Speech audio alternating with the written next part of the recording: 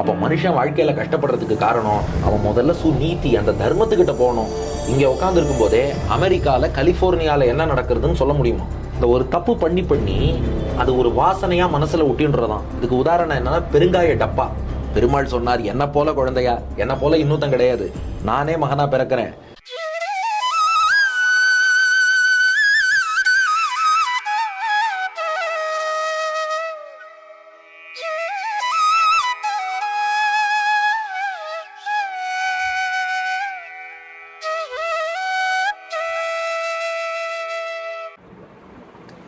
அடியன் தாசன். அடியனுக்கு துருவன் சரித்திரத்திலிருந்து ஒரு டவுட் இருக்குது. ஸோ துருவனுடைய அப்பா உத்தானபாதன், உத்தானபாதனுடைய அப்பா வந்து ஸ்வயம்புவ மனு, who is considered as the first man according to our Sanatana Dharma. So Swayambhuva மனுவோட ஒய்ஃபு சத்ரூபா, அவங்க ரெண்டு பேருக்கும் பிறந்தது உத்தானபாதன். ஸோ உத்தானபாதனுக்கு பிறந்தது துருவன். ஸோ அப்படி லினேஜ் வருது. என்னோட டவுட் என்னன்னா, துருவனுடைய அம்மா யாருக்கு பிறந்தாங்க? துருவனுடைய அம்மா சுனிதியும், துருவனுடைய ஹாஃப் பிரதர் உத்தமன், அவனுடைய அம்மா சுருச்சியும், அவங்களுடைய பேரண்ட்ஸ் யார்? Who are the parents of Suniti and Suruchi? நான் ஆன்லைனில் தேடினேன், கிடைக்கல.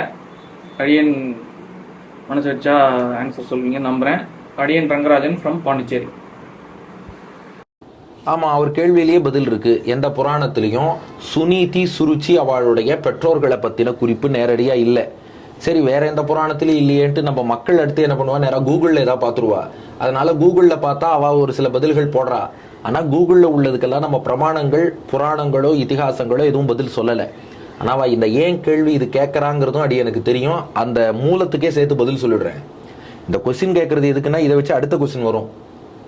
இப்போ உத்தானபாதன்கிற அவன் கணவன் சொல்றோமே, அவன் யாருன்னா உலகத்தில் தோன்றிய முதல் ஆண் ஸ்வயம்புவ மனு, முதல் பெண் சதரூபா. அந்த முதல் ஆண் பெண் ஸ்வயம்புவ மனு சதரூபா, அவளுடைய பிள்ளை தான் உத்தானபாதன். அவன் மனைவியோட பெற்றோரை பத்தி குறிப்பிடலைன்னா என்ன கேட்கிறான்னா, முதல் ஆண் பெண்ணுக்கு மகனா அவர் பிறந்துட்டார்னா அப்ப அவர் யாரை கல்யாணம் பண்ணிட்டு இருக்க முடியும்? மற்றவாழ்லாம் அவருக்கு சகோதரிகளாகத்தானே இருப்பார்கள். பெண்கள் பிறந்தாலும் சகோதரியே கல்யாணம் பண்ணிட்டாரா, அதனால அப்பா அம்மா பேர். ஏன்னா இது அந்த இடத்துக்கு தான் இந்த கேள்வி போகும். அங்க போக விடாம தடுக்க வேண்டியது நம்முடைய வேலை இல்லையா? வேற ஒன்றும் இல்லை. பிரம்மா மனிதர்கள்ல முதல்ல படைச்சது ஸ்வயம்புவ மனு சதரூபா. இவா மட்டும் இல்லாம பிரஜாபதிகள்னு ஒரு சிலரை படைச்சார். தக்ஷ பிரஜாபதி, கர்தம பிரஜாபதி, கஷ்யப பிரஜாபதி, அப்படி ஒரு சிலரை படைச்சார். ரிஷிகளை படைச்சார், பிருகு, வசிஷ்டர், நாரதர். அப்படி தர்மதேவன் போன்ற தேவர்களை ஒரு பக்கம் படைச்சார். இதெல்லாம் பிரம்மா பண்ணதுனால இங்க பிறந்தவா என்ன பண்றா, அங்கேருந்து ஒரு தட்ட பொண்ணு கொடுத்து பொண்ணு எடுப்பா. இதுக்கு நமக்கு பிரமாணம் இருக்கு. இந்த ஸ்வயம்புவ மனுவோட மகள், ஸ்வயம்புவ மனு சதரூபாவுடைய மகளுக்கு தேவகூத்தின்னு பேரு. அந்த தேவகூத்திய பிரஜாபதியில ஒருத்தனான கர்தம பிரஜாபதிக்கு கல்யாணம் பண்ணி வைக்கிறார். கர்தமர் தேவகூத்திக்கு பிறந்த பிள்ளை தான் கபிலர். பெருமாளுடைய கபில வாசுதேவன் அவதாரம்னு சொல்றோம். அப்போ ஸ்வயம்புவ மனு தன் மகளை எங்க கல்யாணம் பண்ணி கொடுத்தார்? பிரஜாபதிகள் ஒருத்தருக்கு. அப்ப மகனுக்கு பொண்ணு எடுக்கணும்னாலும் இன்னொரு இடத்துல இருந்து எடுத்திருப்பார் இல்லையா? அதனால இதில் குழப்பம் எதுவும் இல்லை. அதனால நம்ம என்ன பண்ணிடுறோம்னா, இவாளுக்கு எங்கேருந்து பொண்ணு கொடுத்து பொண்ணு எடுத்திருப்பான்னு யோசிச்சுட்டே அதுல உள்ள தத்துவத்தை விட்டுடுறோம். அந்த ரெண்டு மனைவிக்கு என்ன பேரு? சுனிதி, சுருச்சி. உத்தானபாதன் என்ன பண்ணா, மூத்த மனைவியான சுனீதியை வெறுத்துட்டான். இளைய மனைவி சுருச்சி கிட்ட அன்பு வச்சான். சுநீதியை வெறுத்தான். ருச்சி கிட்ட அன்பு வச்சான். இதனாலதான் மனுஷன் கஷ்டப்படுறான். சுநீதி, நீதினா நியாயம், தர்மம்னு அர்த்தம். அவன் சுநீதியை வெறுத்துட்டான்னா மனுஷன் தர்மத்தை விட்டுடுறான். ருச்சினா உலகியல் விஷயத்துல உள்ள பற்றுக்கு ருச்சின்னு பேரு. ருச்சிட்டு அன்பு வச்சுட்டான்னா உலகியல் இன்பத்துல ருச்சி பற்று வச்சுட்டான்னு அர்த்தம். அப்ப மனுஷன் வாழ்க்கையில கஷ்டப்படுறதுக்கு காரணம் அவன் முதல்ல சுநீதி அந்த தர்மத்துக்கிட்ட போகணும், ருச்சியை பின்னாடி வைக்கணும். ஆனா இவன் என்ன பண்றான், நீதியை தள்ளி வச்சுட்டு ருச்சி உலகியல் விஷயத்துல ஈடுபடுறான். அதனாலதான் வாழ்க்கையில சிக்கல் வருது. நீதிக்கு பின் பாசம்னு இருக்கணும், ஆனா இவன் என்ன பண்ணிட்டான், பாதிக்கு பின் மோசம்னு வாழ்ந்தான். பாலமுரளின்றவர் ஸ்ரீரங்கத்திலேருந்து கேட்டிருக்கேன். வணக்கம். போன ஜென்மத்தில் செய்த கர்மாவனால இந்த ஜென்மத்தில் நமக்கு நல்ல பழக்கங்கள் கெட்ட பழக்கங்கள் வருதா? கர்மா அடிப்படையில் மட்டும் வராது. அது மொத்தம் ஒரு 4 விஷயங்கள் பெரியோர்கள் காட்டுறா. கர்மா, அவித்யா, வாசனா, ருச்சி, இந்த 4 விஷயம் இருக்கு. இது எல்லாமே கிட்டத்தட்ட இன்டர் ரிலேட்டட்னே சொல்லலாம்.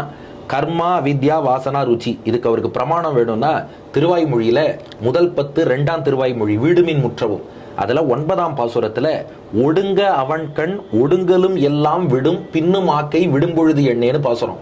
அதுல ஒடுங்கல் என்ற அந்த பதத்துக்கு நம்பிள்ளை ஈட்டில் அர்த்தம் கொடுக்கும்போது கர்மா அவித்யா வாசனா ருச்சி இதுதான் ஆத்மாவை ஒடுக்கி உலகியல் வாழ்க்கையில வைக்கிறதுன்னு காட்டுறார். சரி, அது என்ன 4 1 கர்மா, அது நமக்கே தெரியும். நாம அந்த பாப்ப புண்ணியம் பத்தி இல்லாம முன்னாடி ஒரு கேள்வியின் பதில்ல பார்த்தோம். நாம் செய்த கர்மா பாப்ப புண்ணியம்ங்கிறதும் நம்முடைய வாழ்க்கையை அஃபெக்ட் பண்றது. ஒரு பக்கம் நாம எத்தகைய செயல் செய்கிறோம் என்பதை கர்மா அதுவும் டிசைட் பண்றது. அது மட்டுமே இல்லை, இன்னொன்னு அவித்யா. அவித்யானா அறியாமைன்னு அர்த்தம்.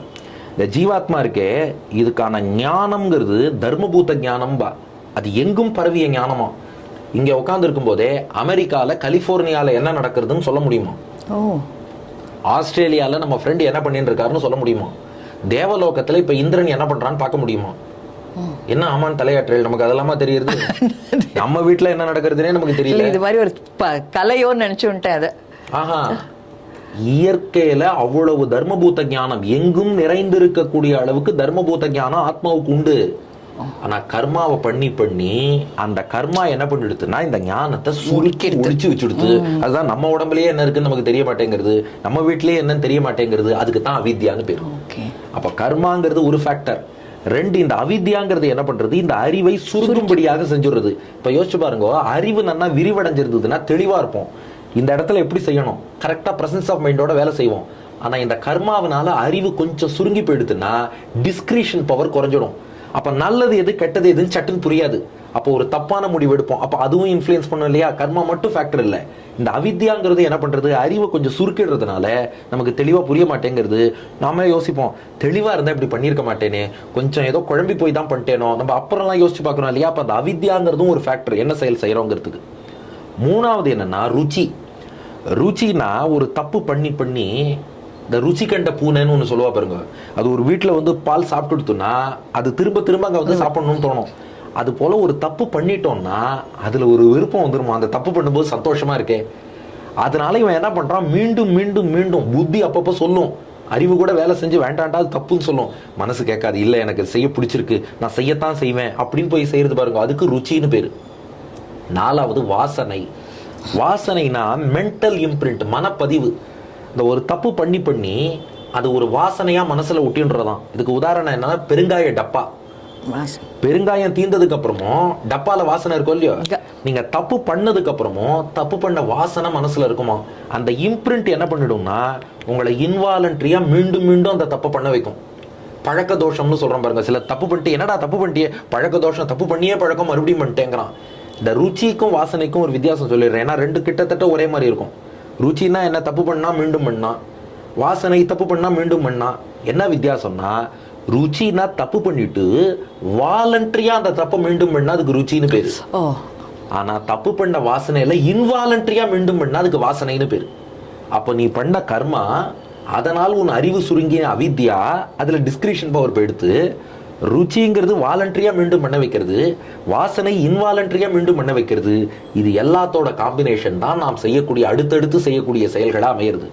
இது இல்லாம ஒரு செயலையே செய்யும் போது எப்படி செய்யறோம், அதை 3 குணங்கள் தீர்மானிக்கிறது. சத்துவகுணம், ரஜோகுணம், தமோகுணம். அந்த நேரத்துல உங்களுக்கு எந்த குணம் பிரிடாமினண்டா இருக்கு, அது ஒரே செயலையே கூட 3 விதமா பாதிச்சிடுமா. இந்த கீதையில 17ஆம் அத்தியாயத்துல கிருஷ்ணன் உதாரணம் காட்டுறான். நீங்க தானம் பண்ணணும்னு நினைக்கிறேன், சத்துவகுணம் ஜாஸ்தியா இருக்கும்போது தானம் பண்ணா என்ன பண்ணுவோமா, பிரதிபலன் எதிர்பார்க்காமல், ஆகா ஒருத்தர் கஷ்டப்படுறார் அவருக்கு உறுதுணையா இருக்கட்டும், பெருமாள் சந்தோஷப்படட்டும் அப்படின்னு விளம்பரமே தேடாம தானம் பண்ணுவோமா. செஞ்ச செயல் ஒண்ணுதான், ஆனால் சத்துவகுணத்தோட பண்ணியிருக்கேன்னு அர்த்தம். ஆனா ரஜோகுணம் ஜாஸ்தியா இருந்தா அப்படியே கூப்பிட்டு, நம்ம ராஜ் சார் ரொம்ப நல்லா படம் எடுக்கிறார் சார், அப்படியே ஒரு போட்டோ எடுங்க, நான் இவருக்கு ஒரு பொருள் கொடுக்குறேன், போட்டோ எடுத்துட்டு என்ன பண்ணுங்க, அப்படியே ஒரு போஸ்ட், இன்னைக்கு வந்து ரத்னமாலா இவ்வளவு தானம் செய்தார் எங்க யூடியூப் சேனல்ல இருந்து அப்படின்னு போடுங்க அப்படின்னு பண்றோம். கொடுத்த பொருள் அதே தான், ஆனா அதுக்கு என்ன பண்ணோம், ஒரு விளம்பரம் கொடுத்துட்டு இவன்ட்டு நமக்கு என்ன பிரதிபலன் வரும், இவனுக்கு நீ கொடுத்துருக்கோம் நாளைக்கு இவன் என்ன கொடுப்பான் அப்படின்னு யோசிச்சுன்னு கொடுத்தா அது ரஜோகுணம்.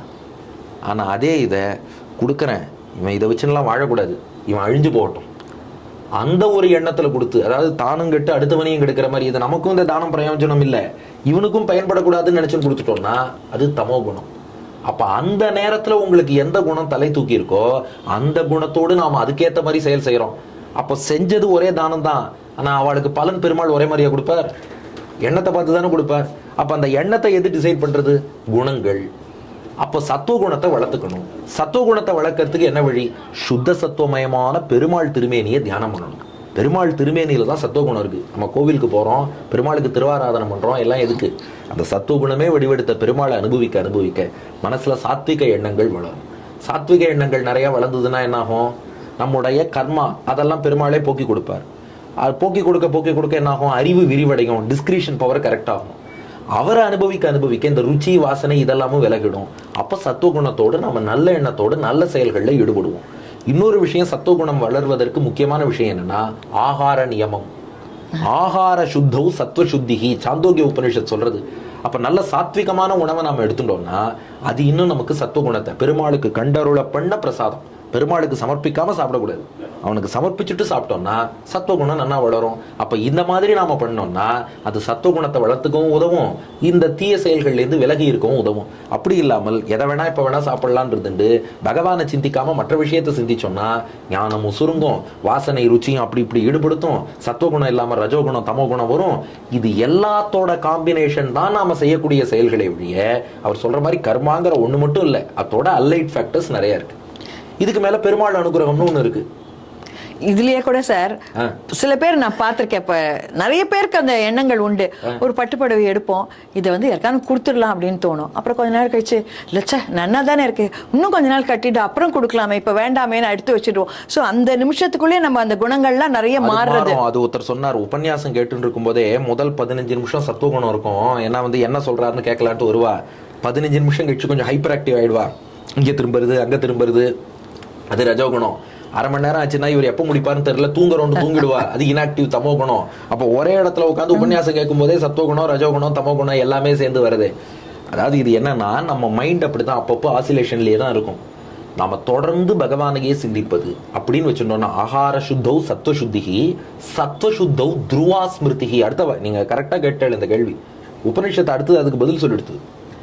தொடர்ந்து அந்த சத்துவகுணம் வளர்ந்து இருக்கும்படியே நாம பண்ணோம்னா நம்ம சிந்தனையும் உறுதியாக ஒரே விஷயத்துல இருக்கும். அதுக்கு என்ன வழினா தொடர்ந்து பெருமாளை சிந்திக்கணும், தொடர்ந்து சாத்விக ஆகாரத்தை சாப்பிடணும், அதுதான் அதற்கு சிறந்த வழி. டிவி ரங்கநாயகி அப்படின்ற ஒருத்தர் கேட்டிருக்கா. And thanks for this opportunity. நான் அவங்க 2 பேரையும் ரொம்ப ஸ்ட்ராங் ஃபாலோவர். எனக்கு ஒரு சந்தேகம் என்னன்னா, நம்ம கிருஷ்ணாவதாரத்தில் ஏன் வந்து தேவகிக்கு இப்படி ஒரு கொடுமையான, தேவகி வசுதேவருக்கு இப்படியா ஒரு கொடுமையான ஒரு தண்டனை எதற்காக? அவங்க வந்து செயினால் கட்டப்பட்டு இல்லாமல் அந்த குழந்தைகளுக்கும் ஏன் இந்த கரூர சாவு?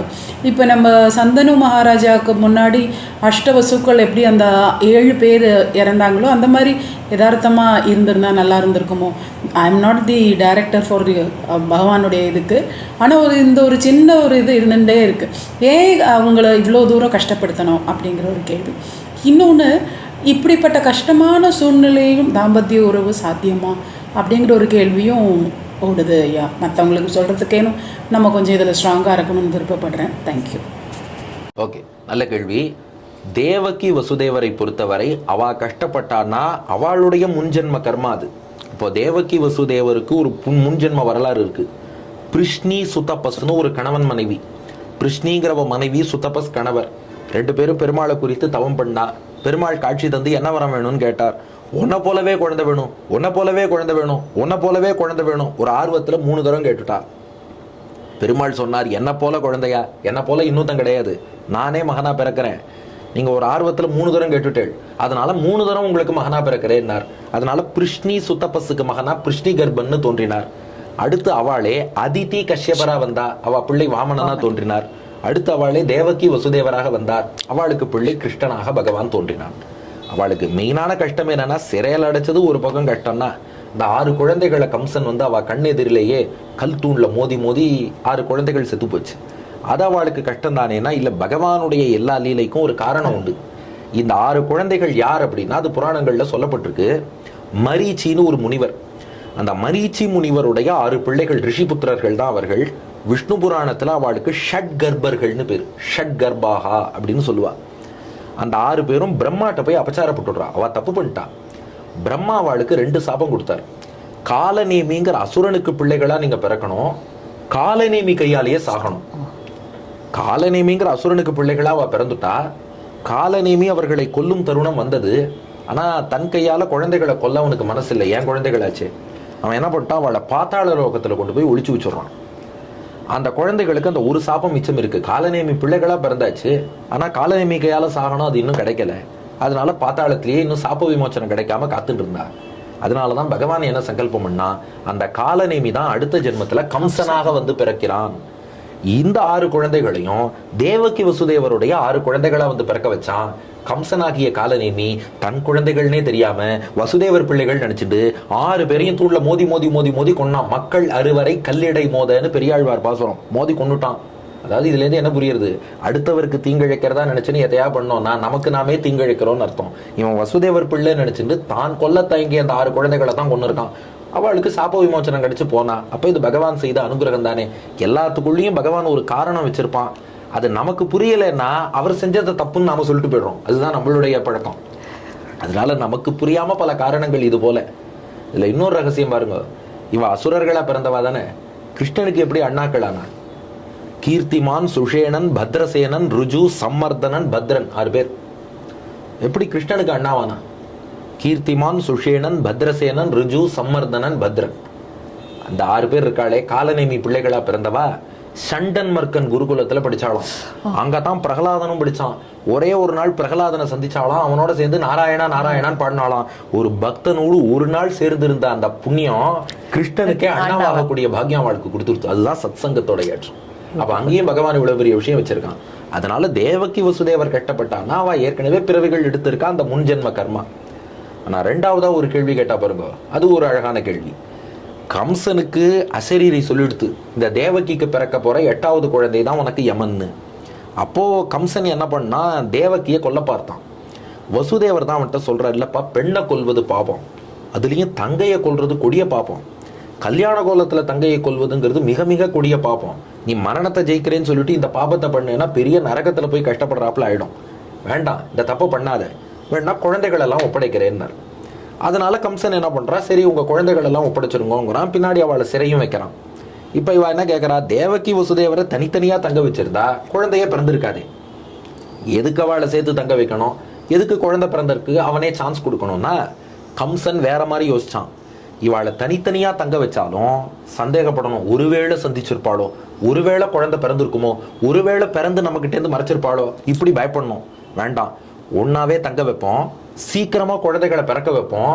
அது ரசிச்சு சொல்றா பெரியோர்கள், சில மருந்தெல்லாம் கொடுத்தானா சீக்கிரம் குழந்தை பிறக்கட்டும்னு.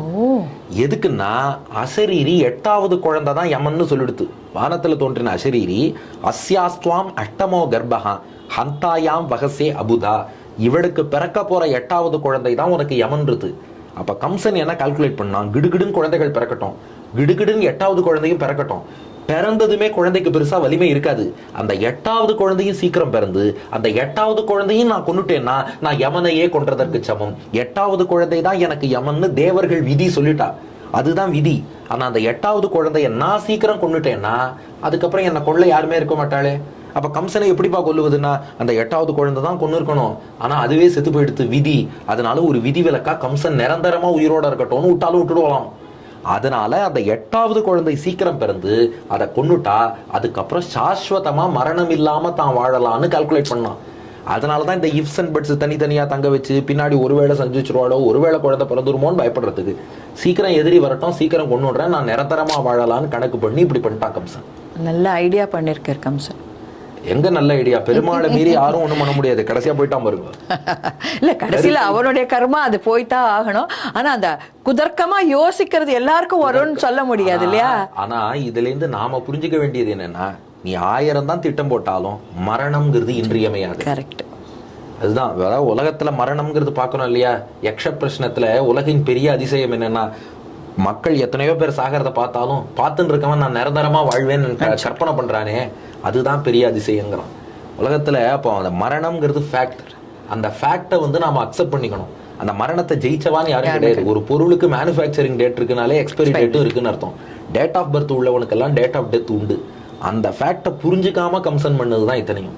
பார்த்தசாரதி சென்னையிலேருந்து கேட்டிருக்காரு, ராமாயணத்தில் எனக்கு ஒரு சந்தேகம். அது தங்கள்கிட்ட கேட்டாக்கா அதுக்கு பதில் கிடைக்கும்னு நினைக்கிறேன். இப்போது ராட்சசாளுக்கெல்லாம் ஒரு இடத்துல வந்து ஒரு இடத்துக்கு போகிறதுக்கு டக்குன்னு போகிறதுக்கு அவளுக்கு ஒரு திறமை இருக்குது. அவள் நம்மளை மாதிரி நடந்து போகிறதோ குதிரையில் போகிறதோ ரசத்தில் போகிறதோ தேவையில்லை. they are able to move from one point to another point just by thinking. நம்ம சூழ்படக வரா, ராமர்கிட்ட தகராறு பண்ணுறா, லக்ஷ்மண் மூக்க இருக்கிறார், உடனே ஓடி போய் அண்ணங்கிட்ட கம்ப்ளைண்ட் பண்ணுறா. அவள் இந்தியாவிலேருந்து தண்டகாரணிலேருந்து அவள் சிலோன் போய் கம்ப்ளைண்ட் பண்ணுறா. அது நடந்து போயிருக்க முடியாது, அவள் டெலிபோர்ட் ஆகி தான் போயிருக்கா. அதே மாதிரி நிறைய இடத்துல வருது. பாலீசன் எல்லாருமே டக்குன்னு வந்துட்டு போயிட்டு இருக்கா. ஒரு இடத்துல யாகம் பண்ணால் உடனே வந்து போட்டுறா. அவளுக்கு அந்த திறமை இருக்குது, எங்கே வேணால் போகலாம், எப்போ வேணால் போகலான்ட்டு. அப்படி இருக்கச்ச ராவணனுக்கு எதுக்காக புஷ்ப விமானம்? அவன் குபேரர்கிட்ட அடித்து பிடிக்கலாங்கிறத தவிர அவனுக்கு அது தேவை இருக்கா? ஏன்னா கம்பராமாயணத்தில் அவன் வந்து சீதாபஹரணம் பண்ணிச்ச அந்த குடிசையோடு தூக்கின்னு போகலாம். ஆனால் வால்மீகி ராமாயணத்தில் குடிசையோடு தூக்கலை, அவளை பலவந்தமாக தலையை பிடிச்சி எடுத்துன்னு போகலாம். அதனால் பர்பஸ் ஆஃப் புஷ்ப விமானம் என்ன? எக்ஸப்ட் ராமர் திரும்பி வரத்தை உபயோகப்படுத்துகிறார்கிறத தவிர வேறு விமானம் அவங்களுக்கு எதுக்காக தேவை? இதுக்கு ஏதாவது ஒரு லாஜிக்கல் ஆன்சர் இருக்கா? நமஸ்காரம்.